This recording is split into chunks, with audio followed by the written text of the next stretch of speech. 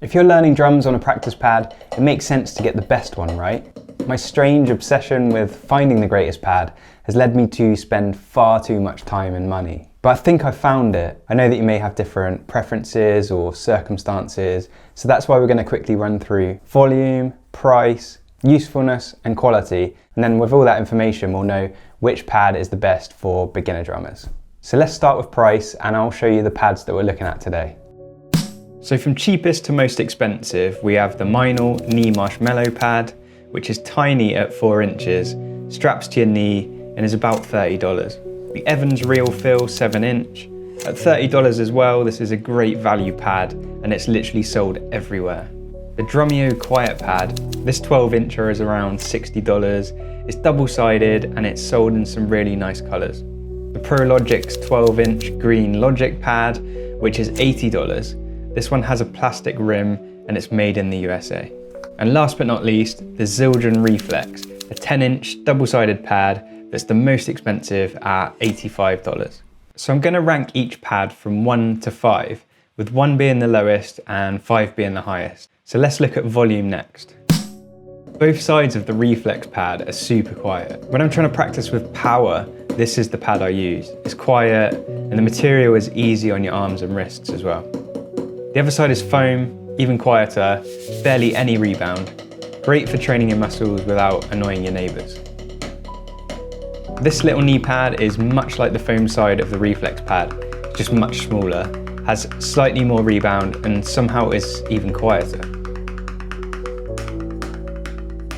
Next up is the Drumeo QuietPad. I don't understand why, but it's not really that quiet. It looks like the same material as the last two, but honestly, I never really use this side. It's not that quiet and it feels too bouncy for conditioning. But the other side is brilliant. The most rebound of them all. It's going to make you a great drummer if you use this side, as you can't hide your mistakes. It's probably the loudest of the pads, only slightly, but it's definitely best for learning to control the sticks, in my opinion. The Evans pad is quieter when it's on a pad stand, but when it's on a table like this, it's wood against wood and it's pretty noisy. The rebound is great though, it's much like a tightly tuned snare drum. It's one of the loudest, but to be honest, all of these pads are quiet enough to not annoy your housemates.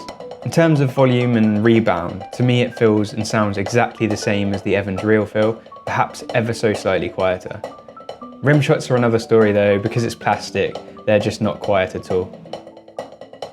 So to put them in order of volume, we're going to go Meinl Knee Pad as the quietest, then Zildjian Reflexx, ProLogic's, Evans ReelFeel, and then the loudest is the Drumeo QuietPad. So let's talk about the Drumeo QuietPad and why that's a useful pad to have. So it's got 2 sides to it, and as we learned earlier, the quiet side isn't actually that quiet. But what is good about it is because it's got the soft side on the bottom, when you put it on a coffee table or a hard surface, it takes the reverberation and all the noise away. So when you're playing on the non-quiet side, it actually makes it quieter, which makes no sense, but it just works. I think this one's actually the perfect size. It fits well into a snare stand and it just feels good to play. I love hitting the sides of this pad, it just feels really satisfying. One thing to note is that this is probably the hardest surface of them all. So it's got the most rebound, probably the best for beginners to learn on, but it doesn't feel as realistic to a snare drum as the Evans ReelFeel or the ProLogic's pad. What makes the Evans ReelFeel 7 inch really useful is that it's got this little connection on the back, and that will screw into a pad stand or most cymbal stands. You'll have to be careful though, because of the size, it doesn't fit into every snare stand. The rebound is just perfect, and that's why so many people use them. The Zildjian Reflexx pad is the ultimate trainer for building speed and endurance. Because it's got that lower rebound, you can really build your muscles up. Something I've noticed as well is that there's less shock on your wrists and forearms. If you've got really good technique, then this isn't going to be a problem, but for beginners, it might be something that you want to think about. And then finally, it improves your stick control and your speed across the full drum kit. It sort of mimics the feelings you get from the toms as well.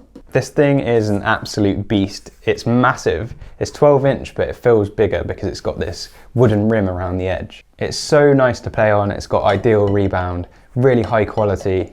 And the reason that I bought it is because it's got the rim around the edge, so it's Good for practicing your rim shots or cross stick patterns. Definitely a great pad to get if you're adding rim shots into your rudiments or your playing. This little pad is so cool. It's just 4 inches and it's the marshmallow version. So again, it's good for training your speed and endurance with that lower rebound. It's so small and it wraps around your leg, so it's great for traveling. Embarrassingly, my leg is too small for this pad, so it's not ideal for children or small-legged adults like me. It's great for target practice and accuracy training, and it's super low volume as well. All the pads in this video are high quality, and they're all highly respected brands as well. But I do have a couple of points to make that might be useful to know before you go out and buy one. For the price, the Evans is incredibly well made and will likely last your entire drumming career. I've had mine coming up for 3 years, and it's as good as new, even if my partner does use it as a drinks coaster when I'm not looking.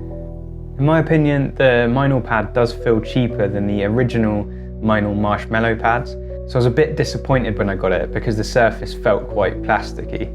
For that reason, I don't play this very often and usually go with the Zildjian instead. The QuietPad is my go-to pad. It's well made, got thick surfaces, and it's going to last you a long time. You can probably see the marks it gets from the sticks, but for some reason I like that it looks used, and it means I'm not too precious about it as well, and just sling it in my bag when I'm off to practice. The ProLogix pad is faultless, it's beautifully designed, looks and feels great to play, and you can tell that it's built with love by drummers. It's very sturdy and doesn't slide around at all. I've had a few issues with the glue on the Reflexx pad, and I've seen it in other people's reviews as well. It's easily fixable, but this pad you kind of need to look after more than the others. It could probably rip if you used rough sticks, so it's much more delicate than the others. So to put them in order of quality, we're going to go Meinl Knee Pad first, Zildjian Reflexx second, Evans ReelFeel, then Drumeo QuietPad, and then the highest quality is the ProLogix pad. So now that we've taken a look at these 5 pads, it's obvious that they all have their own ways of being useful, but obviously the best pad is the one that gets you practicing. But for this video's sake, I'm going to say that this is my favorite pad of all time.